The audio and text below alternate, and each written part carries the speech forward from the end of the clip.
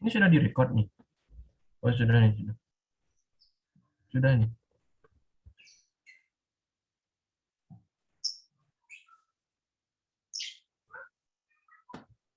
Aku mulai ya.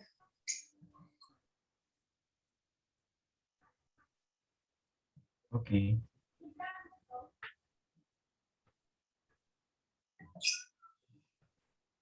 Assalamualaikum warahmatullahi wabarakatuh.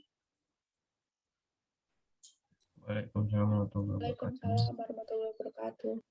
Yang kami hormati Ibu Martini Dwi Endah Susanti selaku dosen pengampu dari mata kuliah ini yaitu Matematika Diskrit. Saya di sini bernama Rizka Nur Septiani Hakim, perwakilan dari teman-teman sebagai moderator dalam presentasi kali ini. Kami akan menjelaskan soal yang pertama yaitu penyelesaian short aspect problem dengan Dijkstra dan Bellman-Ford algoritma atau dengan istilah algoritma Dijkstra dan Bellman-Ford. Sebelum kita presentasi, kita akan memperkenalkan diri kita terlebih dahulu. Yang pertama yaitu Angel, silahkan. Nama saya Angelina Kismasari dengan NIM 2005 1390034 dari Prodi Manajemen Informatika Angkatan 2020 kelas B.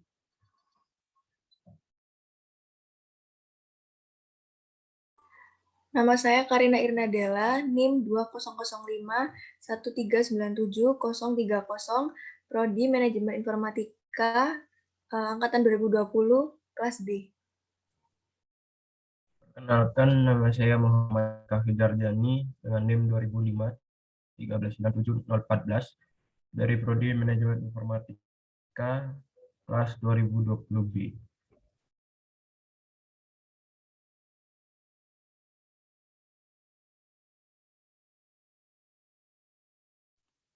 Perkenalkan, nama saya Nisa Amalia dengan NIM 2005 1397038 dari Prodi Manajemen Informatika kelas 2020B. Kemudian saya sendiri yaitu Rizka Nur Septiani Hakim, NIM 2005 1397026 dari Prodi Manajemen Informatika kelas 2020B.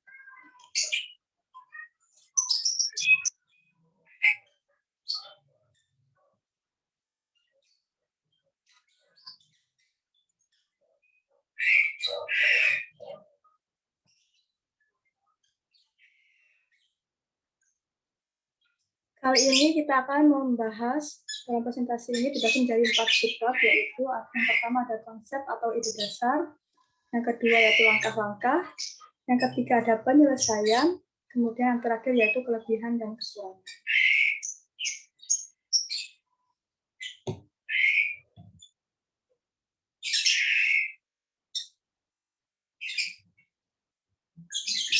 Yang pertama yaitu konsep atau ide dasar akan dijelaskan oleh Karina. Silakan.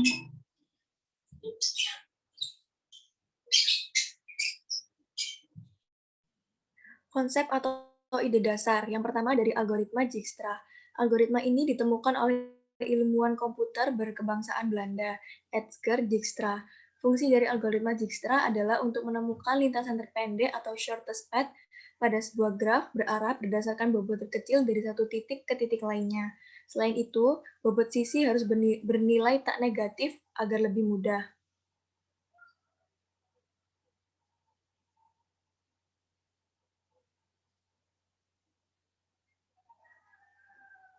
Cara kerja dari algoritma Dijkstra yakni yang pertama memilih sisi dengan bobot terkecil yang menghubungkan sebuah simpul yang sudah terpilih dengan simpul lain yang belum terpilih. Yang kedua, terdapat vertex sebagai start dan add vertex sebagai tujuan. Yang ketiga, menggunakan metode spanning tree dan memasangkan label untuk setiap vertex. Yang keempat, beberapa vertex mempunyai label sementara dan yang lain mempunyai label tetap. Yang kedua, yaitu konsep atau ide dasar dari algoritma Bellman-Ford. Algoritma ini ditemukan oleh ahli matematika berkebangsaan Amerika, yaitu Richard E. Bellman. Algoritma ini menghitung semua jarak terpendek yang berawal dari satu titik. Algoritma Bellman-Ford menggunakan D, U sebagai batas atas dengan jarak D, U, V dari U ke V. Algoritma Bellman-Ford melakukan inisialisasi jarak titik sumber ke titik nol dan semua titik lainnya atau sampai tak hingga.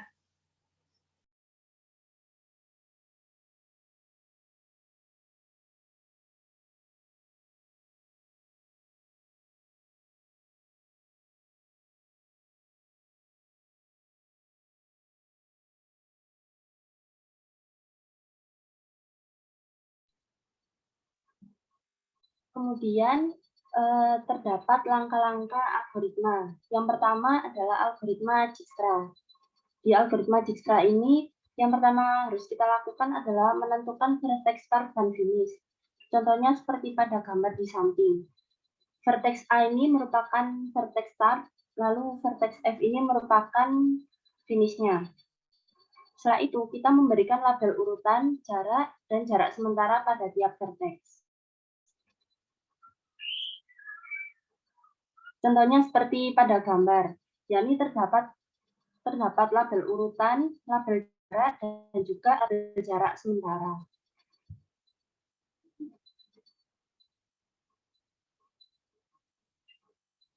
Yang pertama adalah kita mengisi label vertex A dengan label urutan 1 dan label jarak 0. Kenapa? Karena A ini merupakan start atau awal mula. Karena itu dia diberi label urutan 1 dan label jarak 0. Kemudian dari vertex A ini terhubung ke vertex B, C, dan juga E. Maka kita akan mencari label jarak sementara, yakni di kolom bawah. Itu bisa kita isi dengan jarak dari A ke B 4, A ke C 5, kemudian A ke E 5. Nah, dari ketiga titik tersebut, yakni B, C, dan E, bisa kita lihat bahwa B ini memiliki label jarak sementara paling kecil, yakni 4. Oleh karena itu, vertex B kita isi dengan label urutan nomor 2 dengan label jaraknya sebesar 4.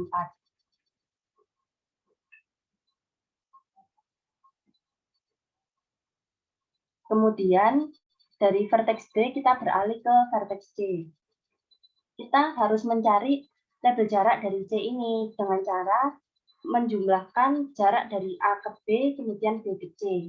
A ke B ini bernilai 4, kemudian B ke C ini bernilai 2. Maka 4 ditambah 2 adalah 6.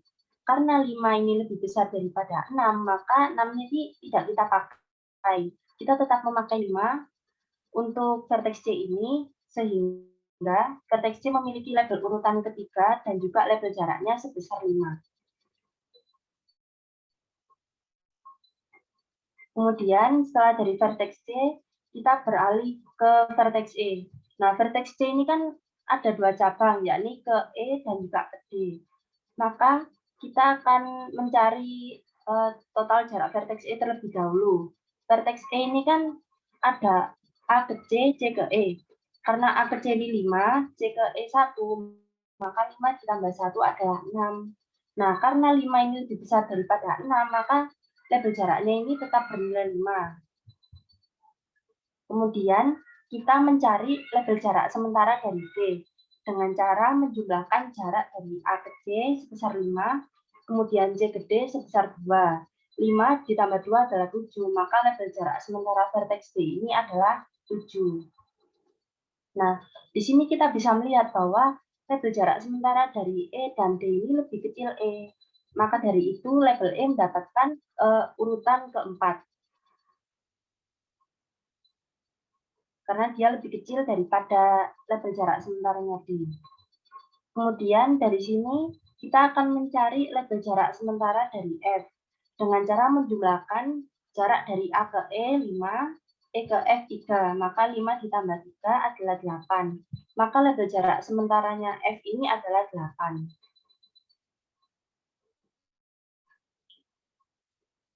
Kemudian di sini kita bisa melihat bahwa kan karena E ini label urutannya sudah diketahui 4, maka kita bisa mencari jalan lain selain A ke C dan C ke D untuk menentukan label jarak sementaranya D. Kita bisa melalui A ke E sebesar 5, kemudian E ke D sebesar 1. Nah, 5 ditambah 1 adalah 6. karena 6 lebih kecil daripada 7, maka label jaraknya D ini kita ganti dengan 6. Kemudian, untuk mencari label jaraknya D, karena 6 ini sudah paling kecil, maka label jaraknya D ini adalah 6. Untuk menentukan urutan, karena D sama F ini lebih kecil D, maka D mendapatkan label urutan kelima dengan label jaraknya sebesar 6. Kemudian yang terakhir adalah vertex F. Vertex F ini kan belum memiliki label jarak, dan vertex F ini juga merupakan titik tujuan. Karena label vertex D ini sudah memiliki label urutan, maka kita bisa mencari jalan lain. Kita sudah tidak usah menggunakan 8 lagi, tapi kita bisa menggunakan 7. Dari mana? Dari A ke E sebesar 5, E ke D sebesar 1, 5 tambah 1, 6. Kemudian D ke F sama 1, maka 6 tambah 1 adalah 7. Kita ganti label sementaranya F ini adalah 7. Karena F ini terakhir, maka dia kita beri label urutan ke-6 dan juga label jarak sebesar 7.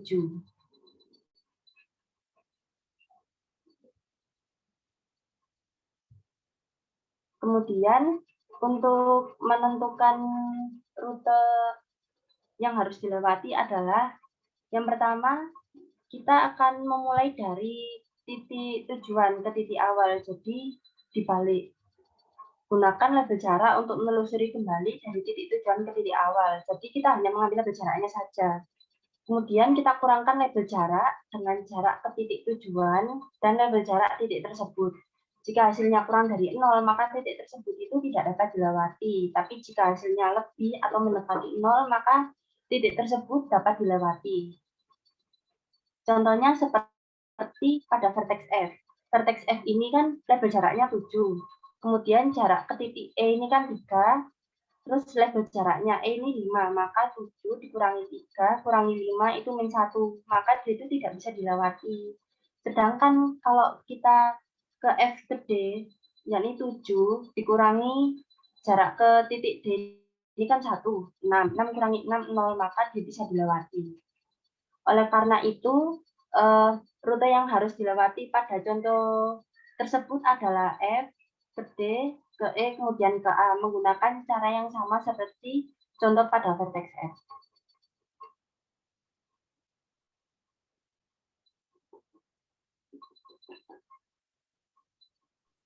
Kemudian dijelaskan oleh Kavi. Silakan. Baik, kali ini saya akan menjelaskan tentang langkah-langkah menggunakan algoritma Bellman. Untuk langkah-langkahnya yang pertama yaitu memberi nilai untuk titik asal sama dengan 0 dan titik lainnya dengan tak hingga. Kemudian yang kedua, memulai iterasi terhadap semua titik yang dimulai dengan titik asal dengan formula U sama dengan titik asal, V sama dengan titik tujuan, UV sama dengan sisi yang menghubungkan U dan V. Dan yang terakhir yaitu jika jarak V lebih dari jarak U plus bobot UV, maka jarak V diisi dengan jarak U plus bobot UV. Dilakukan hingga semua titik terjelajahi. Untuk lebih memahami cara-cara langkah tersebut, kita akan membahas contoh soal seperti berikut. Di sini sudah tersedia graf yang berada di sebelah kanan.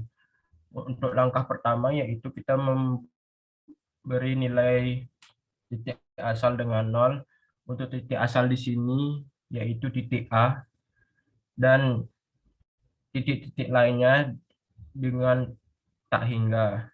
Kemudian kita memulai iterasi yang pertama yaitu dari titik A menuju titik D yang bernilai 12. Kemudian kita lanjutkan untuk mencari titik A ke titik C yaitu bernilai min 1.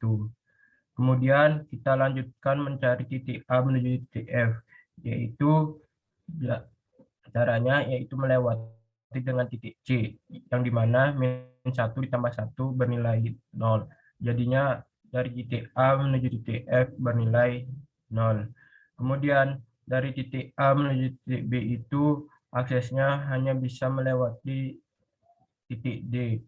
Jadi kita harus melewati dari titik D menuju titik B. dengan bobot 12 ditambah 9 dengan hasil 21. Kemudian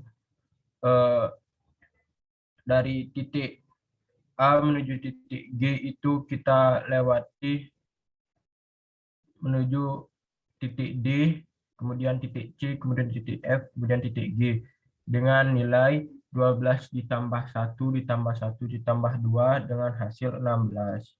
Dan terakhir yaitu dari titik A menuju titik E dengan rute menuju titik D terlebih dahulu, kemudian ke titik B, dan terakhir ke titik E. Dengan bobot nilai 12 ditambah 9 ditambah 8 dan hasil 29. Setelah kita mendapatkan iterasi yang pertama, kita mencari iterasi yang kedua untuk mendapatkan bobot yang semakin kecil. Terlihat di sini dari titik A menuju titik B mendapatkan hasil yang lebih kecil karena kita melalui titik C ke titik F, kemudian titik D dan B, yang dimana bobot nilainya -1 ditambah 1 ditambah 6 ditambah 9, yang hasilnya yaitu 15. Kemudian menuju titik C yang nilainya tetap yaitu -1. Kemudian lanjut ke titik D. Titik D di sini bobotnya semakin kecil karena kita melalui rute ke titik C, kemudian titik F, yang dimana bobot nilainya yaitu -1 ditambah 1 ditambah 6, bernilai 6. Kemudian lanjut ke titik E, di mana titik D yang sudah bernilai 6 ditambah 9 ke titik B, kemudian ditambah 8 ke titik E, menjadi 6 tambah 9 tambah 8. Itu dengan nilai 23. Kemudian lanjut dari titik A menuju titik F yang bernilai sama karena tidak ada perubahan. Kemudian ke titik G. Dari titik A menuju ke titik G. Di sini terjadi perubahan karena melewati titik yang berbeda, yaitu di mana melewati titik C dan titik F dengan bobot nilai -1 ditambah 1 ditambah 2 sama dengan 2. Kemudian setelah kita mendapatkan iterasi yang kedua, kita lanjutkan ke iterasi yang ketiga untuk mencari nilai yang lebih kecil lagi. Di sini nilai dari A menuju ke titik B mendapatkan hasil yang sama juga. Dan lanjut untuk dari titik A menuju titik C mendapatkan nilai hasil yang sama juga. Begitupun seterusnya dari A ke titik D hasil yang sama, A ke titik E sama 23, A ke titik F 0, A ke titik G sama. Karena iterasi ketiga, kedua, dan keempat mendapatkan hasil yang sama, maka kita bisa menarik kesimpulan bahwa jarak terdekat dari sumbu awal ke seluruh edges adalah yaitu A menuju titik B dengan bobot nilai 15, A ke titik C -1, A ke titik D sama dengan 6, A ke titik E sama dengan 23, A ke titik F sama dengan 0, A ke titik G sama dengan 2. Itulah langkah-langkah penyelesaian algoritma Bellman.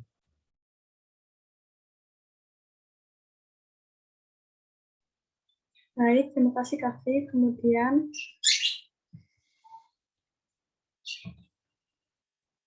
yang ketiga yaitu penyelesaian akan dijelaskan oleh Nisa.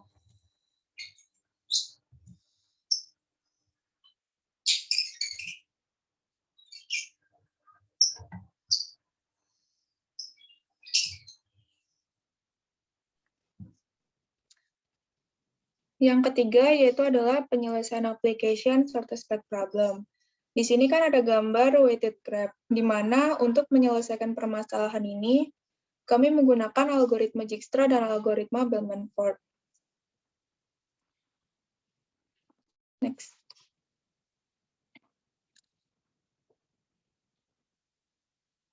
Saya akan menjelaskan tentang penyelesaiannya menggunakan algoritma Dijkstra. Di sini terdapat dua cara untuk menyelesaikannya. Nah, cara yang pertama yaitu simpul awal berada di titik simpul V1. Nah, V1 itu kan memiliki 3 jalur, yaitu dengan bobot 2, 8, dan 1. Antara angka 2, 8, dan 1, angka yang paling rendah yaitu adalah angka 1. Maka simpul berpindah dari V1 ke V4.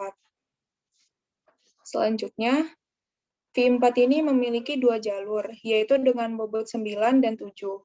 Antara angka 7 dan 9, angka yang paling rendah yaitu adalah angka 7. Maka simpul berpindah dari V4 ke V3. Selanjutnya, V3 ini memiliki 4 jalur, yaitu ada angka dengan bobot 6, 5, 1, dan 2. Antara 6, 5, 1, dan 2, angka yang paling rendah yaitu adalah dengan bobot 1. Maka simpul berpindah dari V3 ke V6. Di V6 ini memiliki 2 jalur, yaitu dengan bobot 3 dan 6. Bobot yang paling rendah yaitu adalah bobot 3. Maka simpul berpindah dari V6 ke V5. Selanjutnya, V5 ini memiliki 2 jalur, yaitu dengan bobot 2 dan bobot 9. Angka yang paling rendah yaitu adalah angka 2. Maka simpul berpindah dari V5 ke V8. Selanjutnya, di V8 ini memiliki 2 jalur, yaitu ada angka 7 dan angka 9. Di antara angka 7 dan angka 9, bobot yang paling rendah yaitu adalah angka 7. Maka simpul berpindah dari V8 ke V9. Selanjutnya, di V9 ini hanya memiliki 1 jalur untuk menuju ke V11, yaitu dengan bobot 2. Maka simpul berpindah dari V9 ke V11. Jadi, bobot lintasan dari V1 ke V11 di cara yang pertama, yaitu adalah 1, ditambah 7, ditambah 1, ditambah 3, ditambah 2, ditambah 7, dan ditambah 2, yang mana hasilnya itu adalah 23 dan melewati 7H. Nah, menurut kami, cara yang pertama ini dirasa kurang efektif, karena perjalanan yang ditempuh dari V1 ke V11 itu masih membutuhkan jarak yang panjang, yaitu dengan bobot 23 dan melewati 7H. Maka dari itu, kami menemukan cara yang kedua yang menurut kami lebih efektif. Di cara yang kedua ini, simpul awal sama dengan cara yang pertama, yaitu berada pada titik V1. Selanjutnya, V1 ini memilih jalur dengan bobot 2 untuk menuju ke V2. Jadi, simpul berpindah dari V1 ke V2. Di V2 ini ada 2 jalur, yaitu dengan bobot 1 dan bobot 6. Dari angka 1 dan angka 6, bobot yang paling rendah yaitu adalah angka 1. Jadi, simpul V2 berpindah ke V5. Selanjutnya, V5 ini terdapat 3 jalur, yaitu ada dengan bobot 2, 9, dan 3. Angka yang paling rendah antara 2, 9, dan 3 yaitu adalah dengan bobot 2, maka simpul berpindah dari V5 ke V8. Nah, di V8 ini ada 2 jalur, yaitu dengan bobot 9 dan bobot 7. Tapi kami akan langsung memilih dengan bobot 9, karena kalau memilih dengan bobot 7, itu ada 2 jalur ya, yaitu melewati V9, tapi kami akan memilih langsung dengan bobot 9, supaya lebih cepat aja jalannya. Maka untuk menuju ke V11, yaitu memilih bobot 9, simpul berpindah dari V8 ke V11. Jadi, bobot lintasan dari V1 ke V11 yaitu 2 ditambah 1 ditambah 2 ditambah 9, yaitu hasilnya adalah 14 dan melewati 4H. Di antara 2 cara yang dilakukan pada algoritma Dijkstra ini, jarak terpendek ditemukan pada cara yang kedua, dengan bobot 14 dan melewati 4H, sehingga cara ini yang disebut sebagai shortest path.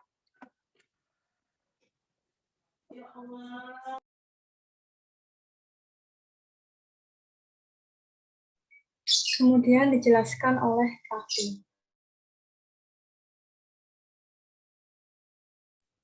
Baik, cara yang kedua yaitu menggunakan metode Bellman-Ford. Untuk langkah yang pertama sama seperti contoh yang tadi, kita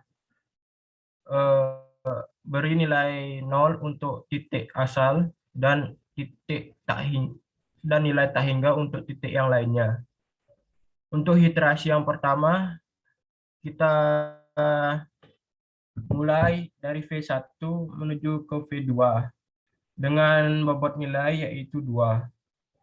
Kemudian dari titik V1 menuju titik V3 dengan bobot nilai 8. Kemudian V1 menuju titik V4 dengan bobot nilai 4. Kemudian dari V1 menuju V5 itu harus melewati titik V2 yang dimana bobot nilainya 2 ditambah 1 sama dengan 3. Kemudian dari V1 menuju V6 itu harus melewati titik V3 yang dimana bobot nilainya 8 ditambah 1 sama dengan 9. Kemudian lanjut dari V1 menuju V7 yang harus melewati titik V4 dengan bobot nilai V1 ditambah V9 sama dengan 10. Kemudian dari V1 menuju V8 harus melewati titik V2 dan V5 dengan bobot nilai 2 ditambah 1 ditambah 2 sama dengan 5. Kemudian dari V1 menuju V9 harus melewati titik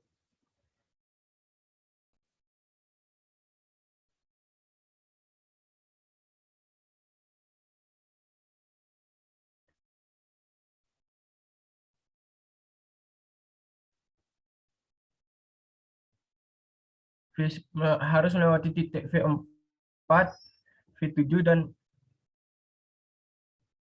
V10 dan V10 dengan bobot nilai 1 ditambah 9 ditambah 1 ditambah 1 dengan nilai 12.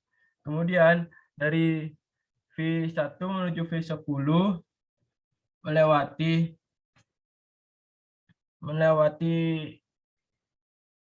titik V3,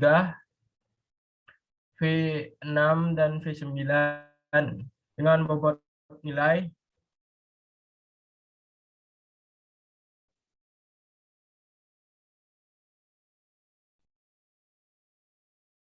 8 ditambah 8 tambah 2 tambah 1 sama dengan 13. Kemudian yang terakhir dari V1 menuju V11 melewati titik V2, V5, V8 dengan bobot nilai 2 ditambah 1 ditambah 2 ditambah 9 sama dengan 14.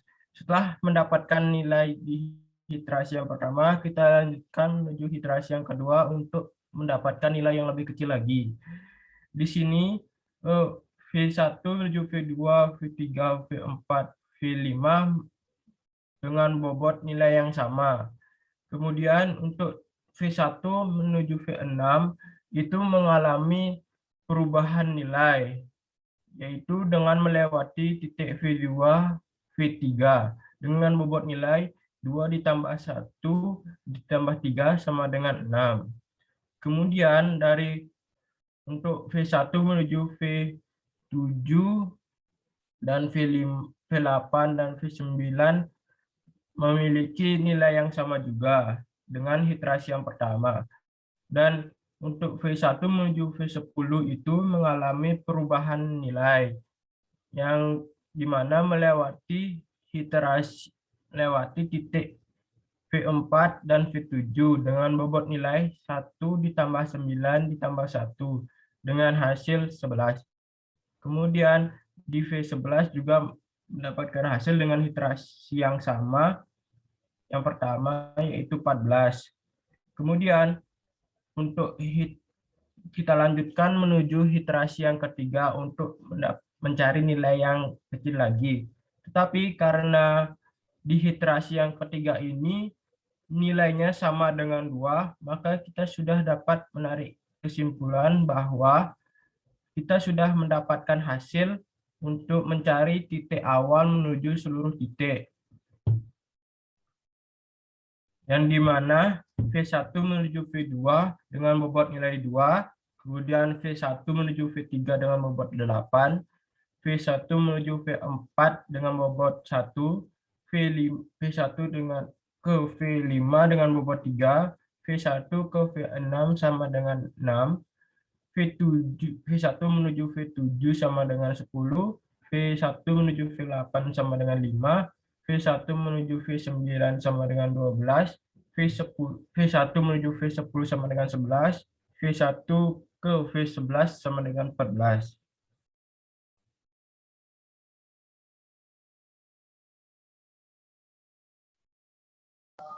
Terima kasih, Kavi. Kemudian yaitu yang keempat, yang terakhir yaitu ada kelebihan dan kekurangan.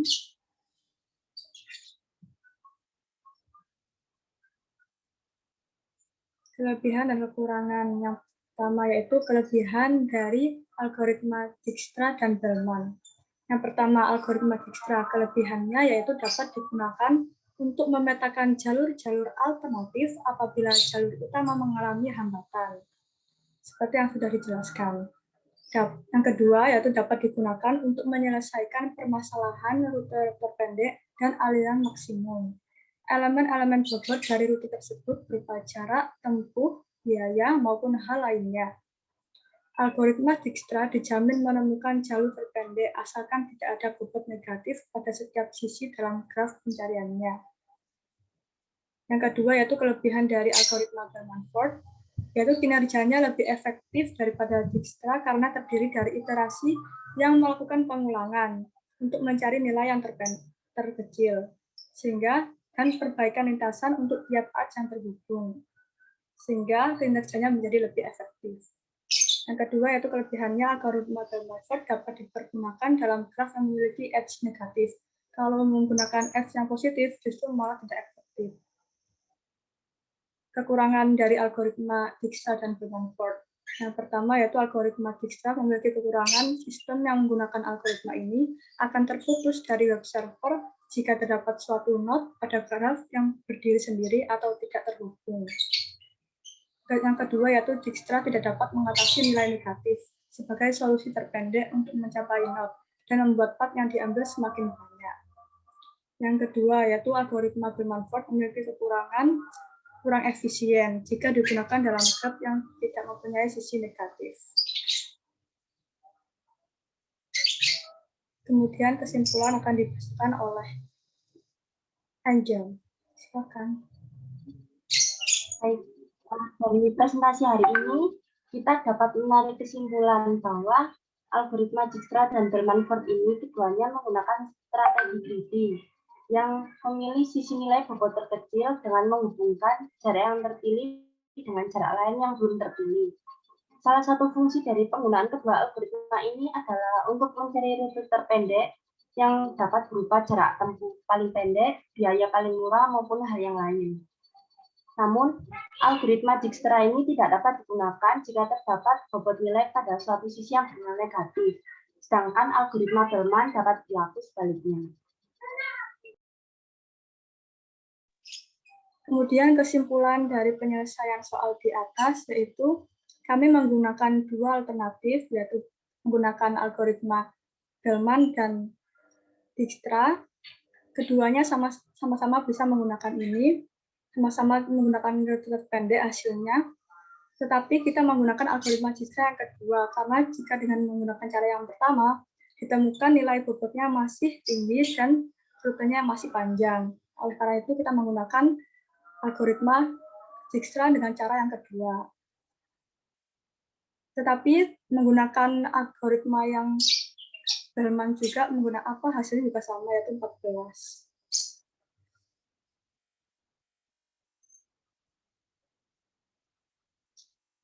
Sekian dari kelompok kami.